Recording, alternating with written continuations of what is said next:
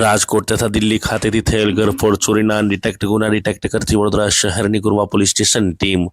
વડોદરા શહેરની ગુરવા પોલીસ સ્ટેશનની ટીમના માણસોને બાતમી મળેલ કે એક શંકાસ્પદ મહિલાએ ચોરીના સોના ચાંદીના દાગીના સાથે અન્ય એક ચોરી કરવા સરગોત્રી GMERS ગર્લ્સ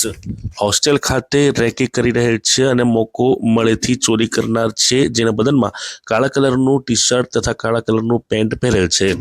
તથા ગળામાં ગુલાબી કલરનો દુપટ્ટો રાખેલ છે, જે આધારે જરૂરી સ્ટાફને માણસોને બાતમી હકીકતવાળી સ્ત્રી જેનું નામ દીપ્તિ સિંહ હોય, જેની ઉંમર 30 વર્ષીય હોય, જે સાઉથ સિટી કોલોની લખનૌ ઉત્તર પ્રદેશની હોય, તેને ઝડપી તપાસ કરતા નીચે જણાવ્યા મુજબના મુદ્દામાલ સાથે પકડી પાડવામાં આવી હતી। પોલીસ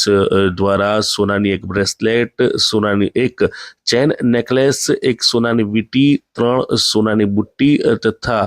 પેન્ડલ, 4 સોનાની બુટ્ટી તથા સોનાની ચેન